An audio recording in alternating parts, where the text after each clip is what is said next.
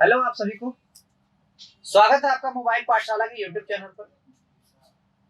दोस्तों, हम यूपीएसआई की previous year exam question paper की सीरीज चला रहे हैं।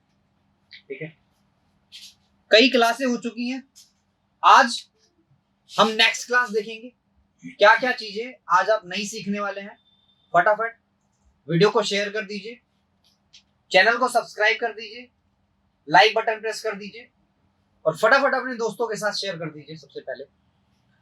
और एक और महत्वपूर्ण सूचना आपके लिए है, अगर आप हमसे पूरी मैथमेटिक्स पढ़ना चाहते हैं एक साथ, तो डाउनलोड करिए हमारा ऐप मोबाइल पाठशाला, या आप हमारी वेबसाइट पर भी विजिट कर सकते हैं mobilepathshala.com। वहां हमारे आपको कंप्लीट कोर्सेज मिल जाएंगे, यूपीएसआई के कंप्लीट कोर्स, यूपीएसआई की रीजनिंग, यूपीएसआई का हिंदी, मतलब जितने सब्जेक्ट होते हैं वो आप सारे वहां से इजीली अचीव कर सकते हैं और अपनी तैयारी 100% पक्की कर सकते हैं। ठीक है दोस्तों, तो ये आपके लिए सूचना थी और अब शुरू करते हैं आज की क्लास। आज का ये पहला सवाल आपकी नजरों के सामने जरा देखिएगा और करने का प्रयास करिए। कह रहा है कि दो पाइप ए और बी एक टैंक को 5 घंटे 10 घंटे में भर सकते हैं। देखिए जी, एक टैंक है, आइए देखिए मित्र, एक टैंक है ए, ये भर सकता है 5 घंटे में। बहुत ही आसान सवाल है। और एक टैंक है बी, ये भर सकता है 10 घंटे में। आगे देखिए, पढ़िए दोस्त। कह रहा है कि पाइप सी जो है वो 20 घंटे में खाली करता है। पाइप सी जो है 20 घंटे में खाली करता है। अब एक कोई आप धारिता मान लीजिए जो तीनों से कट जाए, तो तीनों से 20 ही कटेगी।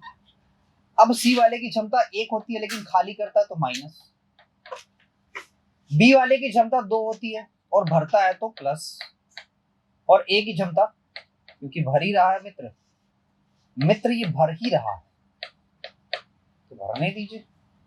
4 और 2 6 और 1 घटाए तो 5, यानी कि मित्र 5 क्षमता से प्लस रिप्रेजेंट कर रहा है कि भरेगा।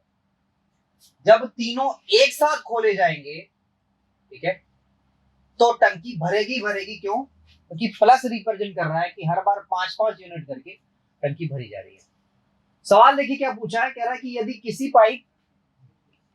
सभी पाइप एक साथ एक समय पे खोल दिए जाएं तो टैंक भरने में कितना टाइम लगेगा। दोस्तों, यहाँ पे टाइम निकालना है आपको, तो टोटल वर्क में आप इफिशियंसी से भाग दे सकते हैं। 5 छक्का हो गया 30, यानी कि 6 डेज, यानी कि जो हमारा भरने में टाइम लगेगा ना वो 6 दिन लगेगा। देखिए ये आपका आंसर है। कभी कभी सवाल ऐसे भी पूछ देता है, कभी कभी, ठीक है, एक्सटर्नल सवाल, एक्सटर्नल जानकारी आपके साथ। क्या कभी कभी सवाल ऐसे पूछ देगा कि बताओ सी जो है, या ऐसे पूछ ले कि बी जो है ए की तुलना में कितना दक्ष है, कितना गुना दक्ष है। या ऐसे पूछ लेगा कि ए जो है वो बी की तुलना में कितना गुना दक्ष है। तो ए जो है वो बी से दोगुना कुशल है या दोगुना दक्ष है। ठीक है, और ये जो है इससे दोगुना ज्यादा दक्ष। ठीक है, तो कभी कभी सवाल पूछ लिए जाते हैं। ये आपके साथ एक्सटर्नल जानकारी से जो हमने आपके साथ शेयर करी है। अब आइए अगले सवाल पे आते हैं। देखिए जी, बहुत ही प्यारा सवाल है, बहुत अच्छा सवाल है। ठीक है, अच्छा दूसरी चीज ये है कि सवाल चाहे बहुत टफ हो, देखिए टफ कोई चीज नहीं होती, क्योंकि अगर आप यूपीएसआई का पेपर देने जा रहे हो तो एग्जामिनर ये मान के चलता है कि आपने हर हर्डल पार करके ही आया हुआ है। ठीक है, तो कोई चीज टफ नहीं होती। ये चीजें आप पहले भी पढ़ चुके हो, हम आपको सिर्फ प्रैक्टिस करवा रहे हैं। ठीक है, या एक और भाषा में कहें तो हम आपके साथ सिर्फ और सिर्फ वो चीजें शेयर कर रहे हैं या वो तरीके शेयर कर रहे हैं जो आप नहीं जानते। सवाल आपने देखा होगा, बस तरीके आपको सिखा रहे हैं। तो ऐसी ढेरों आसान तरीके, बेहतर तरीके और क्वेश्चन को ज्यादा जल्दी कर पाने वाले तरीके आपको सीखने, तो आपको आना पड़ेगा हमारे एप्लीकेशन पे, हमारी वेबसाइट पे mobilepathshala.com हमारा एप्लीकेशन वो वेबसाइट है और मोबाइल पाठशाला नाम का एप्लीकेशन है। वहां पे आइए और ऐसे ढेरों बेहतरीन ट्रिक्स सीखिए। आइए दोस्तों, अब जरा देखिए। कह रहा है कि एक निश्चित राशि पर पहले 2 वर्ष के लिए साधारण ब्याज और चक्रवृद्धि ब्याज के बीच अंतर जो है वो 1280 है। कह रहा है रेट आपकी 25% है, रेट आपकी 25% है। दोस्तों ये सवाल अगर मैं चाहूं, ठीक है, तो मात्र 1 सेकंड में हल कर सकता हूं। कैसे? 1280 में, ठीक है वो दोस्त, मैं 16 का मल्टीप्लाई सीधे सीधे, लेकिन आपकी समझ में नहीं आएगा कि सर 16 का मल्टीप्लाई क्यों करें। अच्छा 16 का मल्टीप्लाई करोगे तो 0, 16 × 128 8, कैरी 12, 16 दूना 32, 32 और 12 44 4, 16 कम 16 4 20। देखो कितना देर लगा बताओ, ये आपका आंसर है। बताओ कितना देर लगा, मात्र 1 सेकंड है ना। लेकिन कब आप ये चीजें कर पाओगे? जब आपको बेसिक्स पता रहेंगे तभी तो कर पाओगे, ठीक है। आइए दोस्तों बेसिक्स का सिखाते हैं। सबसे पहले हम कुछ करते नहीं है, ये जो क्या बोलते हैं कि रेट होती है ना, इसकी हम फ्रैक्शन लिख लेते हैं, इसकी हम फ्रैक्शन लिख लेते हैं। तो फ्रैक्शन लिखेंगे तो 1/4।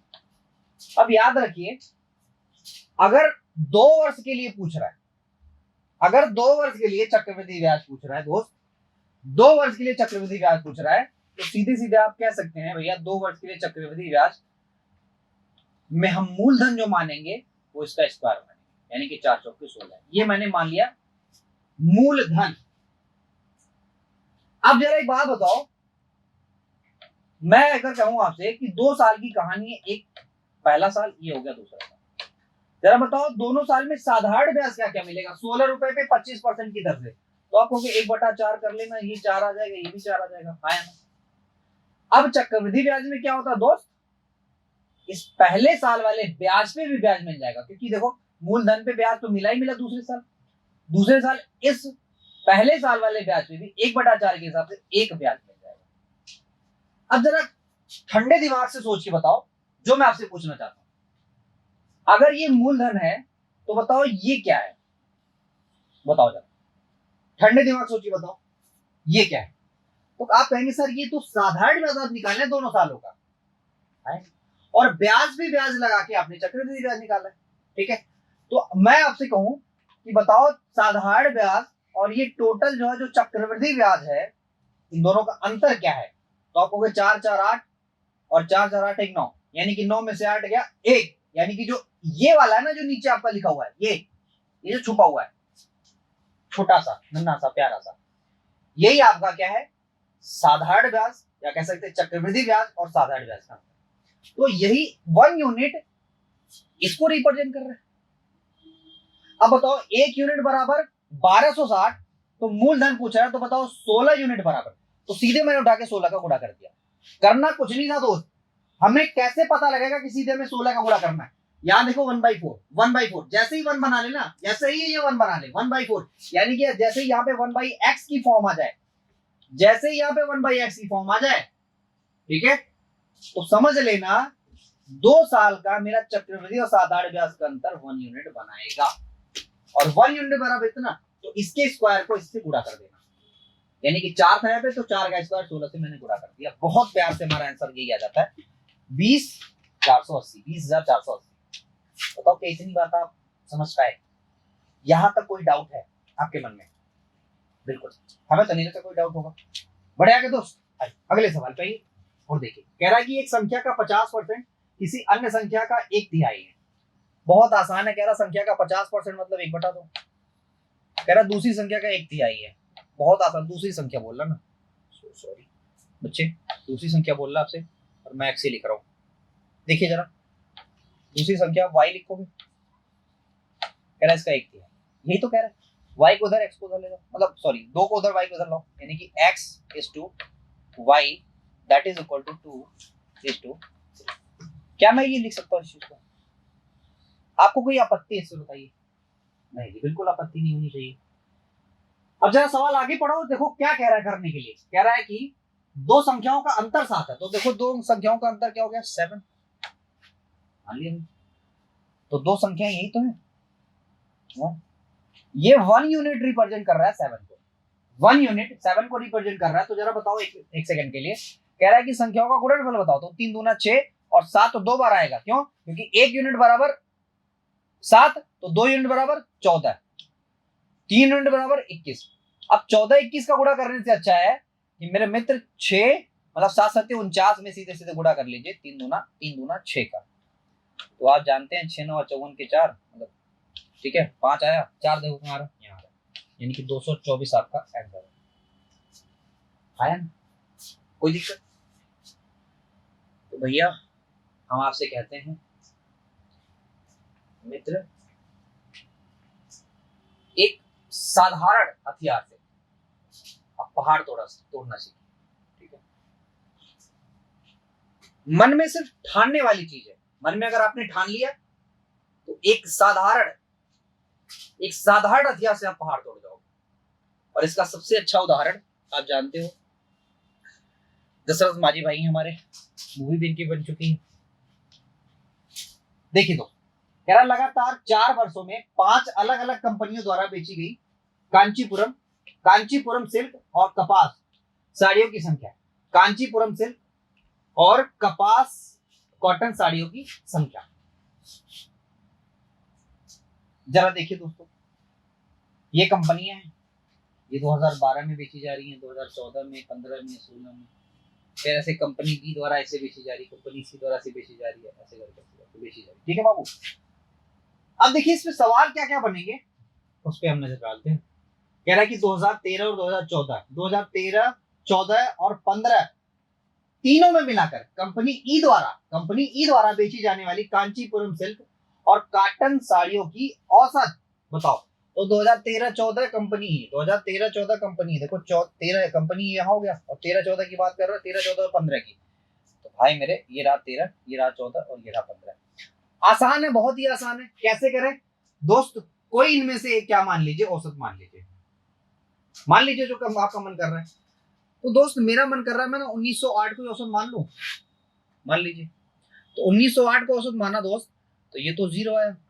अब जरा ये गौर से देखो, या सबको जोड़ लो यार, छोड़ो कहानी छोड़ दो। 8 2 10 के 0 क्योंकि आसान है, 8 2 10 के 0 और 9 9 6 15 15 और 1 16 के 6 कैरी 1, ठीक है? 6 और 2 8 8 और 9 17 के 7 कैरी 1, 2 2 4 और 2 2 सॉरी 2 और 2 4 और 1 5। अब हमें क्या निकालना है? औसत। तो आप जानते हैं औसत में हम 3 से भाग देते हैं, नंबर ऑफ ऑब्जर्वेशन 3 ही है। तो कैसे करें भाई? देखो जरा, 3 1 कम 3, ठीक है, यहां बचा 2, 3 9 27 और 3 2 6, 19 20 19 20 19 और 20। देखिए ये बहुत आसान है, कोई ज्यादा समस्या इसमें। आइए दोस्तों अगला सवाल आपके सामने, और जरा मेहनत करिए। कह रहा है कि वर्ष 2014 में कंपनी ए और ई, ठीक है, दोनों के द्वारा मिलकर बेची गई कांचीपुरम सिल्क और कॉटन साड़ियों की कुल संख्या की तुलना में, पहले तो ये देख लो ना कि 2014 में ए और ई द्वारा कितनी साड़ियां बेची जाती हैं। ए और ई, भाई मेरे ए कहाँ है? ए देखो ये रहा, 2014 की कहानी कह रहा, तो देखो ये, और ई मतलब यानी कि 1344 1692, 1344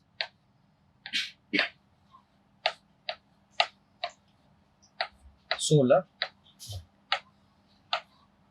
ठीक है, ये दो चीज।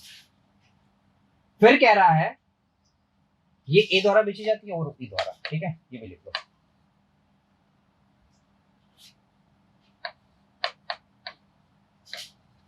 आई फिर आपसे क्या कह रहा है? तुलना में उसी वर्ष में कंपनी बी और डी के द्वारा बेची गई, अब बी और डी लिख लो एक बार, बी और डी भाई कितनी है?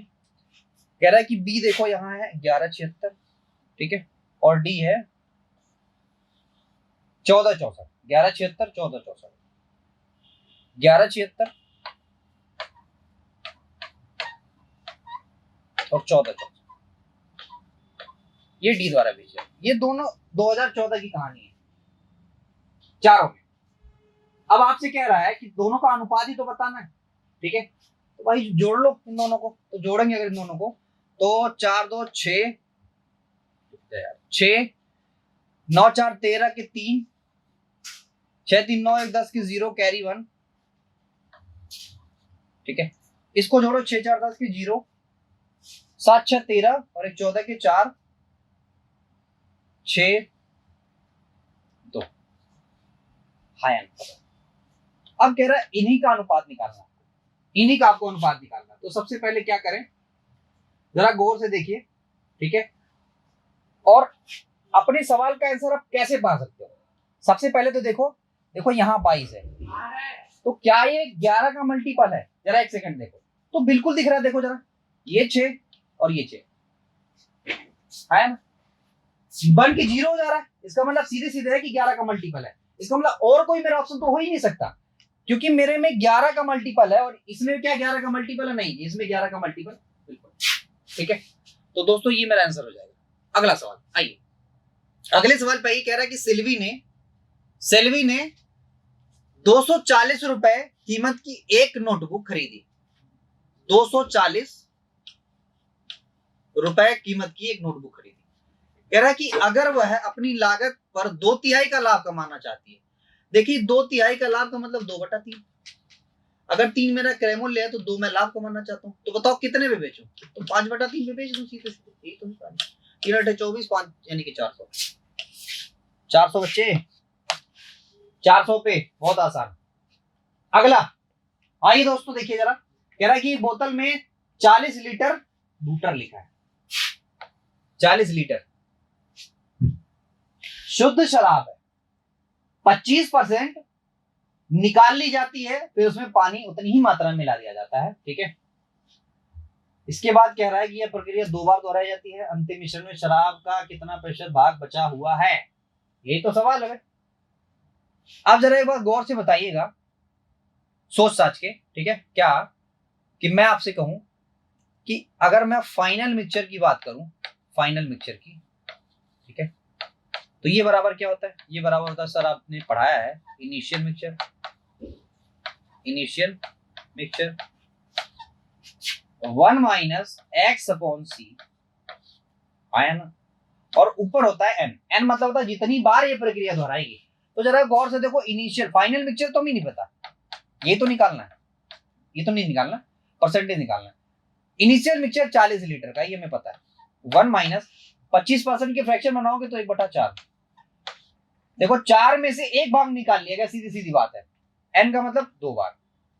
अब ये हो जाएगा 40 बबुआ, यहां हो जाएगा 9, यहां हो जाएगा 16। क्या हो जाएगा मित्र? 4 से जरा काटेंगे तो 4 चौके 16, 4 दहन 40, 5 9 45, 5 9 45 हो गया ना, 5 9 45 यानी कि 22.5, या सीधे सीधे 45/2 ही लिख दें, जो मर्जी आपकी, 22.5। यानी कि सीधी सीधी कहानी है बच्चे कि अब जो है ना, इतना ही आपका क्या बचा है? शराब बची, ठीक है। अगर ये 2 बार दोहरा दी गई तो सीधी सीधी बात है भाई। देखो 22.5 लीटर शराब बची हुई, किसमें से भाई? 40 लीटर, 40 लीटर। अब बहुत ही आसान चीज है, देखो 0 0 0 गया, फिर यहां से काट दो, 5 हुआ, फिर यहां से काटोगे 2 हुआ। अब जरा देखो 22, 5 25 25 के 5, 5 25 25 के 5, 2, 5 दूना 10, 2 12 के 2, ठीक है। और फिर क्या है? 5 दूना 10, 5 दूना 10। अच्छा ये हमने क्या निकाला? देखो जरा, ये जो 22 लीटर आया था ना, जो 22 लीटर आया, ठीक है, 22 लीटर जो आया था दोस्तों, ठीक है, ये एक्चुअली में ये है पानी। क्या भाई? ये पानी है। मैं इसमें शराब अगर मतलब फाइंड करने का प्रयास करूं तो 40 में से 22.5 घटा दो, 22.5 घटा दो, तो 40 में से अगर 22.5 घटाओगे तो कितना मिलेगा? 17.5, ठीक है। अब 17.5/40 गुणा 100 काटोगे तो यानी कि यहाँ 5 आया, यहाँ 2 आया, ठीक है। तो दोस्तों कुल मिला के जो आंसर हमारा आएगा वो 56 के आसपास आएगा, ठीक है। क्या है 56, ठीक है। बढ़िया कि दोस्तों, अगली सवाल आइए दोस्तों। अगला सवाल कह रहा है कि एक बैंक में अधिकारियों का औसत वेतन 3000 रुपए और क्लर्क का वेतन 2000 रुपए। कह रहा है कि 3000 रुपए किसका वेतन है, 30,000 रुपए अधिकारियों का, और क्लर्क का वेतन कितना भाई मेरे, 2000, 20,000 सॉरी। फिर आपसे कह रहा है अधिकारी और क्लर्क को मिलाकर औसत वेतन कितना है, 26,000। एलिगेशन का सवाल है बच्चे, लगा लेना, लगाइए मित्र। यहां आ जाएगा 6,000 और यहां आ जाएगा बाबू 4,000।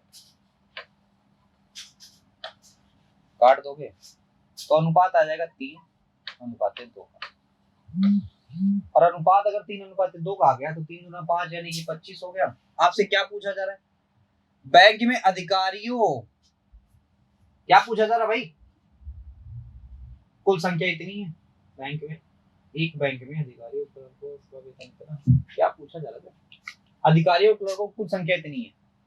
आपसे ये पूछ रहा होगा सीधे सीधे, ठीक है, या तो क्लर्क की संख्या बताओ, ठीक है, या ऐसे पूछा होगा कि अधिकारी की संख्या बताओ। तो दोनों आप निकाल दीजिए, जो आपके आंसर मिल जाएगा। तो 25 या 75 हो गए क्या अधिकारी, और 50 हो गए क्या क्लर्क। 50 क्या हो गया क्लर्क। तो देखो यहाँ मुझे क्लर्क ही पूछा था तो 50 ही में आंसर था, 75 तो ऑप्शन है, इसका मतलब क्लर्क ही पूछा था। नेक्स्ट अगला सवाल कह रहा है कि 2 बर्तन में क्रमशः 2:1, 3:1 अनुपात में शराब और पानी है, उस अनुपात को ज्ञात करें जिसमें उसे मिलाया जाता है ताकि एक नया मिश्रण प्राप्त हो जिसमें शराब का अनुपात क्या हो भाई, 5:2 हो। क्या हो 5:2। बहुत ही आसान है। मैं अगर आपसे ये कहूं कि इसमें से बाबू, इसमें से, ठीक है, आप अगर शराब निकालना चाहते हैं इस वाले में से, तो टोटल मिक्सचर तो हुआ 3, और शराब में कहूं कि बताओ शराब कितना है, तो शराब तो 2 है, यानी कि 2 बटा 3, ये तो शराब हुआ। मैं कहूं इस वाले मिक्सचर में शराब वाला भाग बताओ कितना है, तो शराब वाला भाग 3 है, टोटल मिक्सचर 4। अरे बोलो, अब जरा मैं आपसे कह रहा हूं कि जरा इसमें बताओ, इसमें शराब की मात्रा क्या है, तो शराब की मात्रा है 5, टोटल मात्रा है बाबू हमारी कितनी, 7। बोलो कोई दिक्कत नहीं। अब सवाल करना बहुत आसान है, ठीक है, तो आप कर भी सकते हो। कैसे, एलिगेशन, हाँ या ना बोलो, एलिगेशन ले सकते हो नहीं ले सकते, बिल्कुल। तो भैया मेरे आप जानते हो क्या कि इसमें से इसको घटाते हैं, एक तो बड़ा होगा एक छोटा होगा, ठीक है, तो जिसमें से जिसको घटा लो, जो भाई डिफरेंस ही लेते हैं, यानी कि 7 चौके 28 और 7 या 21, ठीक है, और 5 चौके 20, यानी कि 1 बटा कितना है भाई 21। यहां देखो जरा, 7 चौके 28 होता है क्या, हाँ, 7 या 21, यहाँ 21 होगा, 7 दूना 14, 5 या 15, यहाँ भी बना गया। यानी कि सीधी सीधी कहानी ये है कि 7 चौके 28, 7 या 21, यानी कि यहाँ तो 3 आ जाएगा लेकिन इधर वाला 4 बच जाएगा, समझे, यानी कि जिस अनुपात में मिलाया जाएगा वो 3:4, 3:4। अरे भैया ये मिश्रण का ही तो अनुपात आता है, बहुत पढ़ा है आपको, ठीक है।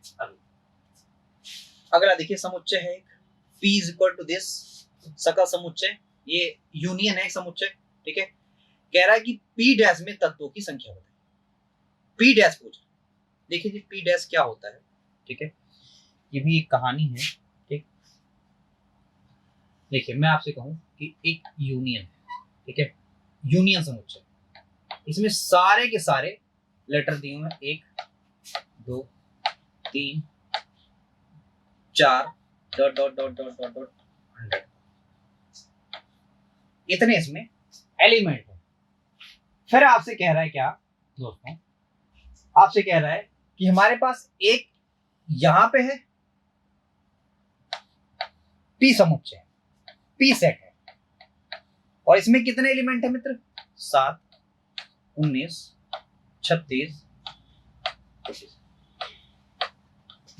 देखिए पी डैश कुछ और नहीं होता है, पी डैश सीधे सीधे ये होता है कि P dash is equal to होता है यूनियन, ठीक है, इंटरसेक्शन, यानी कि सीधे सीधे इस वाले को घटा दिया जाता है, ठीक है, इस वाले को घटा दिया जाता है। तो बताओ अगर 100 में से मैं 40 घटा दूं, मतलब 100 में से मैं अगर 4 घटा दूं तो बचेगा कितना? आप कहोगे 96 सर बचेगा। क्या बचेगा? 96।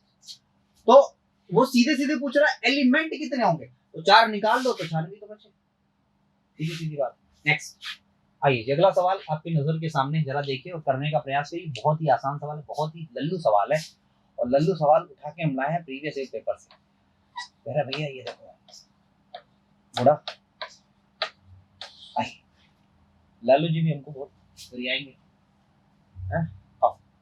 6 पे पावर 2 पूरे 2 पे पावर 2 लिख सकते भैया? काहे नहीं लिख सकते? लालू जी का नाम बहुत ही यूज कर देते हैं। एक्स की वैल्यू क्या हो जाता है भाई? एक्स की वैल्यू 3। बताओ किस बच्चे को ये सवाल नहीं है? सबको तो आएगा। अगला अगला आपकी नजर के सामने और जिगर के पास आई, कह रहा है कि एक आदमी 20 किलोमीटर की दूरी 5 किलोमीटर पर घंटे की गति से दौड़कर तय करता है। कार द्वारा 40 किलोमीटर, ठीक है, 40 किलोमीटर पर घंटे की गति से 120 किलोमीटर तय करता है। बस द्वारा 50 किलोमीटर इतनी दूरी तय करता है। पूरी यात्रा में इसकी औसत गति बताओ मित्र। औसत गति निकालने का सिर्फ एक ही तरीका है, क्या बताइए? सबसे पहले तो टाइम फाइंड कर लीजिए। तो भैया टाइम फाइंड किया तो पहले वाले में लग रहा है 4 घंटा, दूसरे वाले में लग रहा है 3 घंटा, और तीसरे वाले में लग रहा है कितना? 7 घंटा। कुल मिला के क्या घंटा? 14 घंटा। क्या भैया 14 घंटा। अब आप ये बात जानते हैं कि एवरेज स्पीड का फॉर्मूला हम आपको पढ़ाया है, लिखाया है, समझाया भी है कि भैया सब दूरियों को जोड़ लीजिए। तो ये हो गई कितनी? 140, और 140 में 350 जोड़ेंगे मित्र तो हो जाएंगे 490। 490 और बटा 14। अब जरा देखिए गौर से, जो भी हमारे पास वैल्यू आएगी वो बिल्कुल अप्रोक्सीमेट वैल्यू आनी है, बाकी कोई करेक्ट वैल्यू नहीं आनी। तो जरा एक बार करिए, 14 तिया 42 3, ठीक है, 14 तिया 42, बचा कितना? अरे बोलो, अबे 7 से भी तो कट जाएगा। 7 दूना 14, 14 ऐसे काट दो ना, 14 तिया 42 सीधे सीधे 5 आएगा, खत्म बात। 35 किलोमीटर पर आवर कट तो जा रहा है नहीं कभी कभी। आ जाइए दोस्तों नेक्स्ट। अब देखिए ये सवाल क्या है, कुछ नहीं है, बस इतना समझिए कि अगर मैं परसेंटेज को, ठीक है, जैसे मान लीजिए एक कॉन्सेप्ट है कि ए गुणा बी परसेंट, मैं चाहूं तो अगर गुणा इन दोनों में बीच में है तो इस परसेंट को मैं चाहूं तो इसके साथ भी रख सकता हूं, ठीक है। और एक चीज और समझ लीजिए क्या, कि 100% जहां लिखा हो इसको हम लिख सकते हैं क्या? 100 क्या लिखा हो भैया? 100% इसको हम 1 लिख सकते हैं। क्या लिख सकते हैं मित्र? 1। तो बस वही कहानी ताड़ी, जैसे देखिए यहाँ 1 लिख सकते हो, परसेंटेज को आप का मतलब गुणा होता है, परसेंटेज ध्यान रखिए, इसको भी 1 लिख सकते हो, ठीक है, बीच में कुछ नहीं है। चलो कोई बात नहीं। आप जरा देखो इसको क्या लिख सकते हो, बताओ जरा भाई इसको क्या लिख सकते हो आप? तो आप कहेंगे सर मैं इसको 2 पे पावर 6 के साथ 7, क्या भैया 7, 2 पे पावर में 7 लिख सकता हूं, 2 पे पावर 7 लिख सकता हूं। यहाँ भी गुड़ाई होगा है ना, क्योंकि का है तो, और इसको मैं 2 पे पावर 3 लिख सकता हूँ। तो 7 3 10, 2 पे पावर 10, 2 पे पावर 10। तो यहाँ जो इसको देखना दो दूना 4 दूना 8 दूना 16 32 दूना 64 64 दूना 128, ठीक तो है। 7 3 10। अच्छा ये भी तो है 16। ओ मैं कहाँ भूल गया दोस्त, 16 भी तो है। तो 16 को क्या लिखोगे, 2 पे पावर 4। तो मित्र 4 और ये हो गया आपका प्लस 4 और लगा दो यहाँ पे, ठीक है। और 2 पे पावर x, तो x की वैल्यू जो आ गई 14। कितना गई मित्र 14। अगला अगला सवाल देखिए दोस्तों, कह रहा है कि ए बी एक काम को क्रमशः 24 और 12 दिन में कर सकते हैं। ए बी और सी एक साथ उसी काम को 4 दिन में कर सकते हैं। पहले लगाना शुरू करो, लेके प्रभु का नाम। आई प्रभु का नाम लेके हमने ये लिख दिया, और प्रभु का ही नाम लेके हमने ये भी लिख दिया, और प्रभु का नाम लेके हमने इसको भी लिख दिया। अब आप समझ रहे हैं कहा है मैं प्रभु का नाम लेके लिख रहा हूँ, ये सारी चीजें दी हुई हैं। इसके बाद आपका काम है, प्रभु का काम नहीं है। इसके बाद प्रभु का नाम लेके आप सॉल्व करिए। आई मित्र एक काम बना लीजिए आप, तो काम इन सब का एलसीएम होगा जो कि 24 आएगा। सीधे सीधे साफ साफ दिख रहा है। अब जिस बच्चे को नहीं दिख रहा है उसको तो पढ़ना ही पड़ेगा। क्षमता अगर मैं पूछूं तो इसकी क्षमता 1 है, इफिशिएंसी हो गई। इसकी मित्र हो गई कितनी 2, और इन तीनों की कितनी होगी, तो 4 छक्का 24। अब आप बड़े आराम से बड़े प्यार से कह सकते हैं क्या भैया कि इसकी क्षमता है 3। कहा है कि हाई दोनों मिलकर 3 बना लिए, और है की क्षमता हो गई 3, तभी तो 6 होगा। आइए दोस्तों आगे पढ़िए क्या कह रहा है। यदि काम को ए और बी के द्वारा एक साथ शुरू किया जाता और वे केवल 3 दिन काम करते हैं, ए और बी 3 दिन काम करते हैं, तो 3 दिन काम किया तो 3 9 काम तो निपटा ही दिया। तो मित्र बचा कितना, बोलो कितना बचा, 13 बचा। अब बताओ ये 13 काम कौन करेगा, किसमें है जिगरा जो ये 13 काम करेगा। जिगरा और कुछ नहीं, सवाल में कह रहा है सी करेगा। शेष काम सी द्वारा किया जाता है, अकेले ही समाप्त कर दिया जाता है सी द्वारा काम। कह रहा सी कितने दिनों में काम समाप्त करेगा। अरे ये तो आपको क्या हो गया, देखिए जरा, ये 15 होगा ना, मैंने 13 का लिखा है। कह रहा है कि 15 काम 3 क्षमता से निपट जाएगा 5 दिन में, निपट जाएगा 5 दिन में। ठीक है भैया, अगला सवाल पे आए।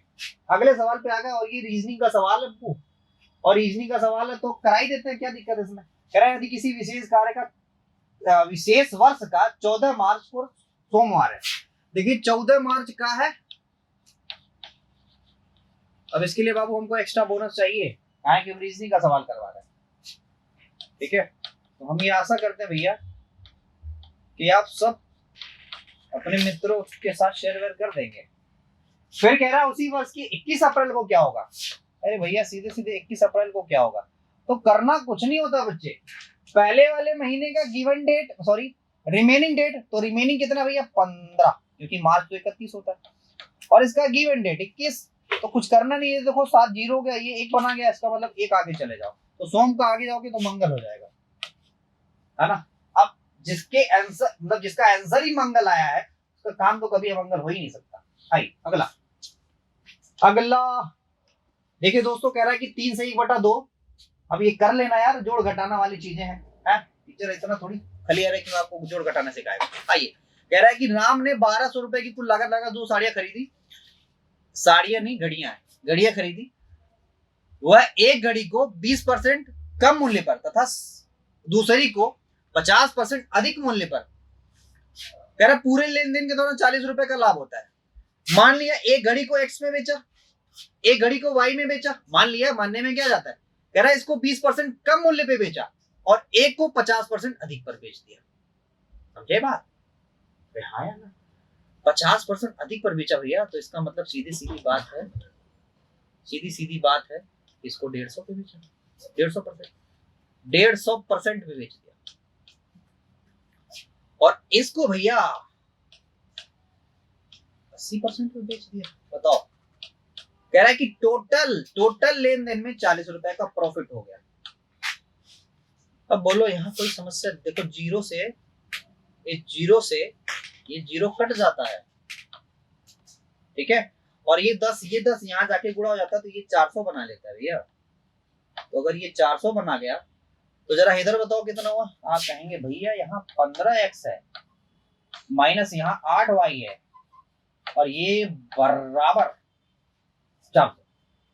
लेकिन एक बार आप जरा गौर फरमाइए और जरा ध्यान दीजिएगा, हमने जो x और y निकाला वो इसी में से तो निकाला है, यानी कि दोनों को खरीदा क्या, तो x और y।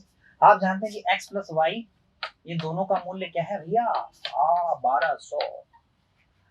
अरे कुछ करना नहीं है मित्र, आपको क्या करना है, आपको देखिए दोस्तों क्या करना है, ठीक है। क्या आपको करना है, यहाँ पे 8 का गुणा, 8 का गुणा, 8 का गुणा यानी कि 12 बटे 6। अब और कुछ नहीं करना मित्र, आपको सीधे सीधे जोड़ लेना है। तो अगर 15 और 8 कितना होता है भाई, 23 कितना होता है मित्र, 23, ठीक है। ये तो कट ही जाता है। तो 23x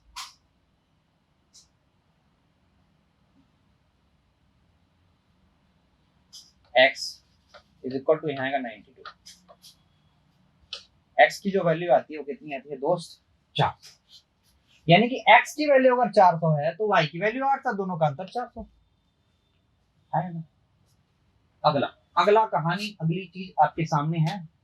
कह रहा है कि 5 सदस्यों के परिवार में औसत उम्र 44 है। देखो जी बहुत आसान चीज है, 5 पहले लिख लो जो कह रहा है आपसे।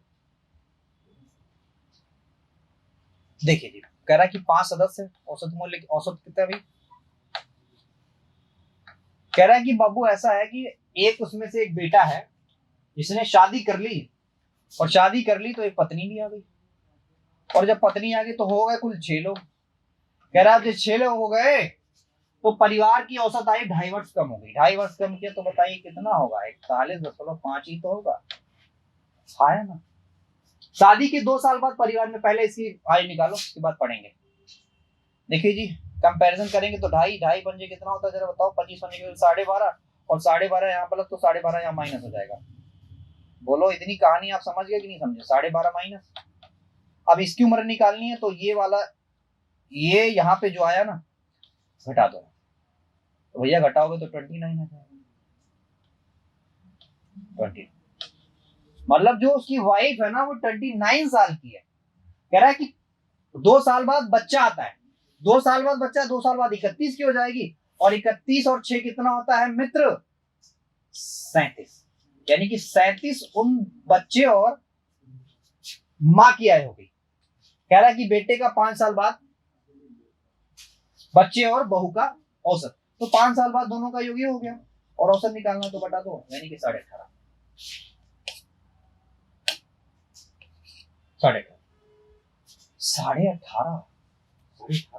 अब ये बहुत आसान सवाल है, ठीक है। कह रहा है कि परास बताओ, परास में रेंज बतानी होती, तो आप जानते हैं रेंज कहां से, मतलब यहां से लेके यहां तक, ऐसे भाला फेंकोगे ना, भाला फेंको जहां गिरा जाके, ठीक है, तो वहां से लेके वहां तक की दूरी आपकी रेंज कहलाती है।